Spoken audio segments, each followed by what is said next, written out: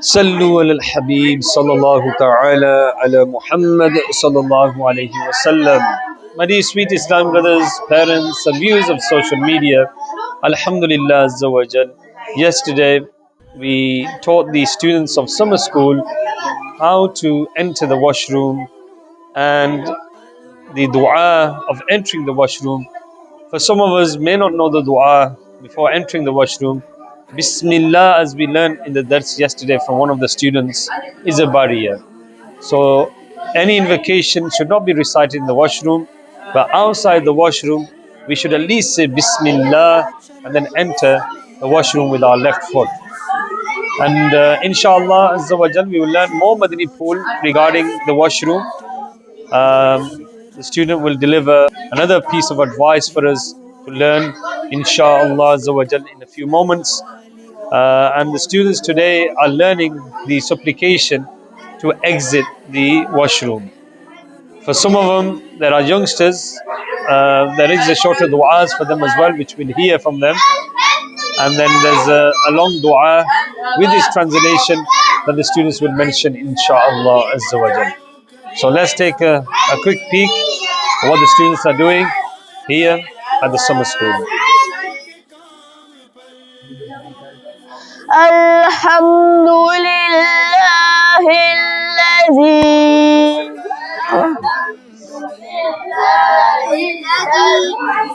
أذهب عني الأذى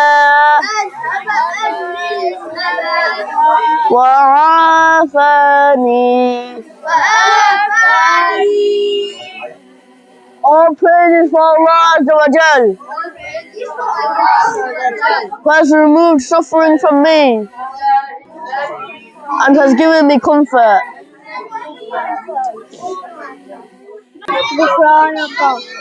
Ghufranika. I ask Allah Azza wa Jal for forgiveness. You ought to be recited after exiting from the toilet. Alhamdulillahi alladhi azhaba anni al-adha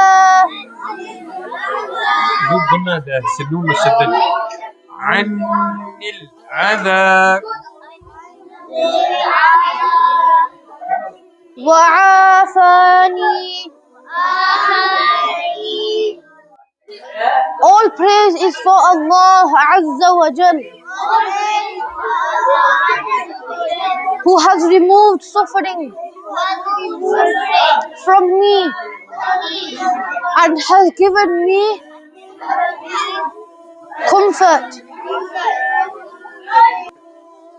So if you can't remember or if you can't recite dua to be recited after exiting from the toilet, there is a shorter dua which is Ghufranaka. I will now teach these students Ghufranaka. Ghufranaka. I ask Allah Azza wa Jal forgiveness. For forgiveness.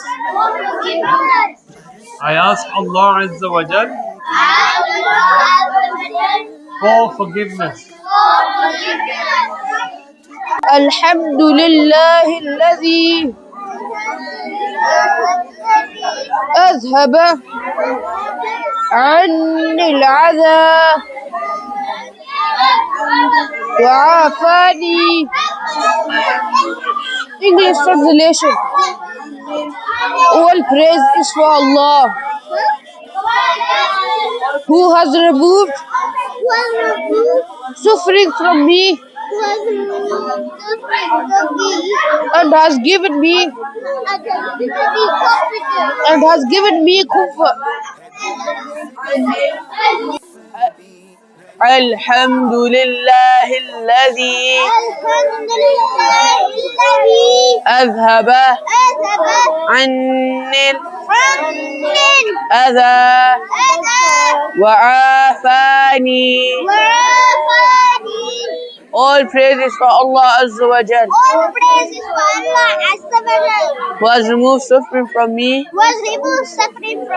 and has given me comfort. Wash your feet after Istinjah. While using water for Istinjah, some water usually splashes over the ankles of the feet. Hence, precaution is to purify those parts of the feet by washing them after you are done with the Istinjah. Be careful that the water does not splash onto your clothes and other parts while washing your feet. How is it to urinate in a hole? The Rasul of Rahmah stated, none of you should urinate in a hole. How is it to urinate in a bathing area?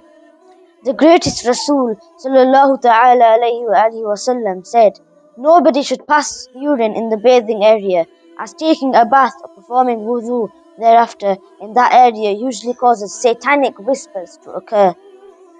Commenting on the aforementioned hadith, a renowned commentator, a great thinker of Ummah, Mufti Ahmad Yarkan, has said, there is no harm in urinating in the bathing area if it has a hard floor and drainage system.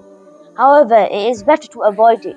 But if it does not have a hard floor nor a drainage system, then passing urine in that area is very bad, as the ground will become unclean and unclean water will splash back onto the body during bathing or performing wudu. This hadith refers to the second case. Therefore, the prohibition had been highly emphasized, i.e., it causes satanic whispers and baseless thoughts which have been observed to occur, or satanic whispers of sprinkles of urine splashing back will remain in one's mind. Rules regarding use of lumps of earth for Istinjah. It is sunnah to use lumps of earth for doing Istinjah. When the water is excreted from the private organs, it is also permissible to purify using only water. However, it is mustahab to use water for cleansing after having used lumps of earth. Besides urine and stool, if some other impurities such as blood, pus, etc. emerge out from excretory organs, or if impurity sticks there from outside, mopping by mudclod will still render cleanness, provided that impurity is not beyond the excretory exit. But washing is mustahab. The number of the lumps of earth has not been specified in the sunnah. Instead, the quantity should be sufficient to attain the state of purity. If one attains the purity by one lump of earth, the sunnah will be deemed fulfilled. And if 3 lumps of earth are used but purity is not attained, then sunnah will be deemed unfilled. However, it is mustahab to use an odd number of lumps, i.e. 1, 3, 5, and there should be at least 3.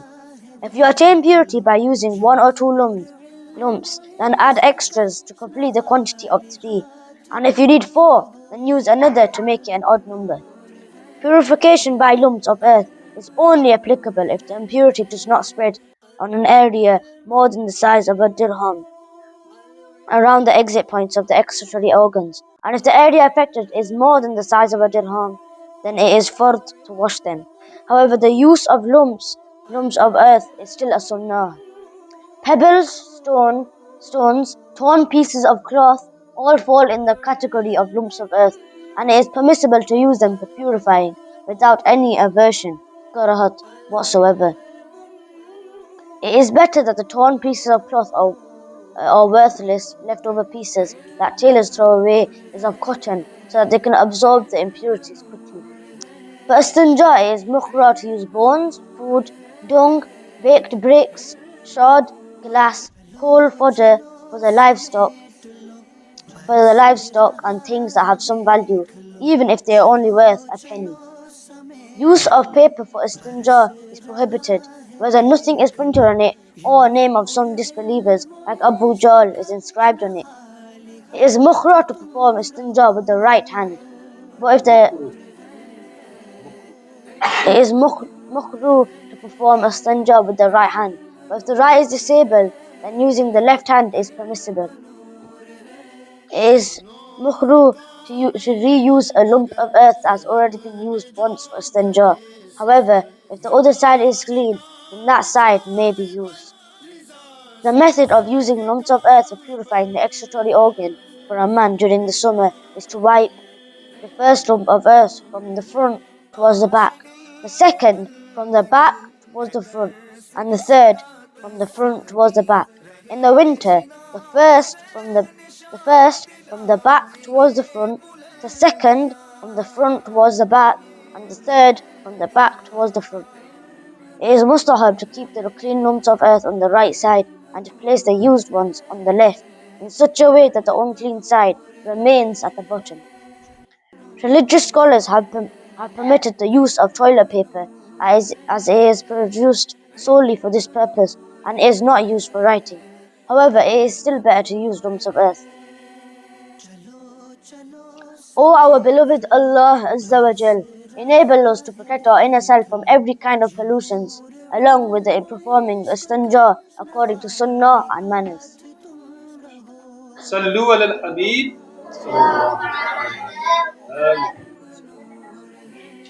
So inshallah Azza wa Jal, we're going to show you a practical method how to clean your number 2.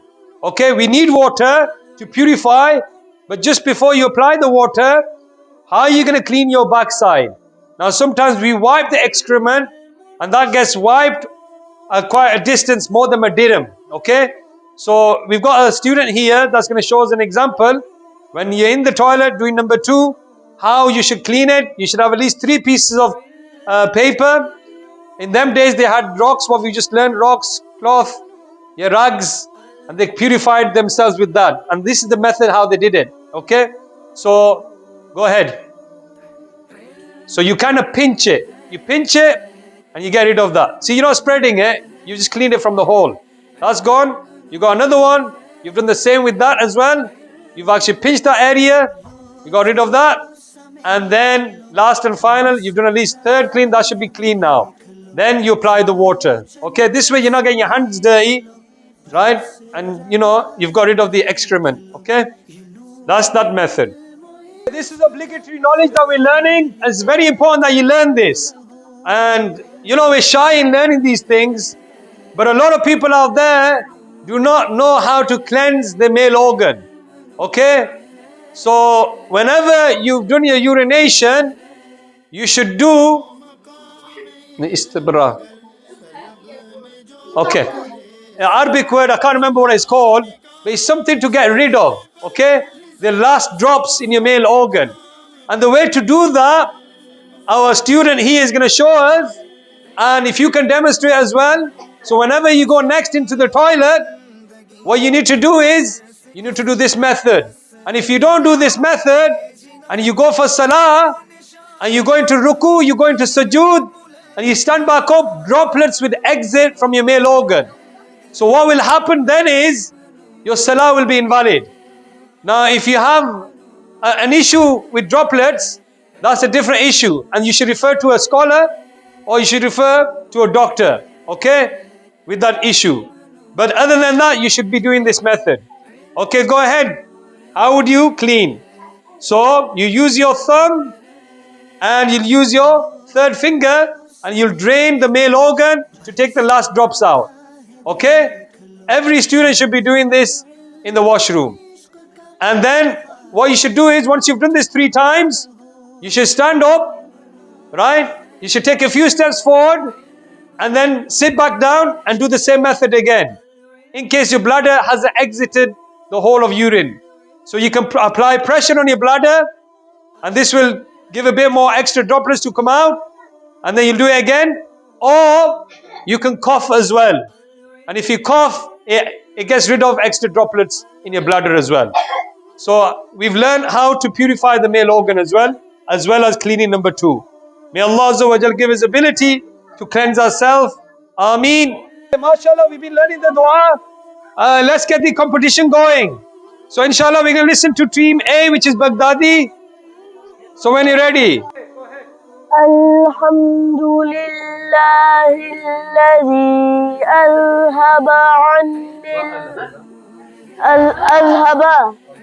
أذهب عني الأذى وعافاني.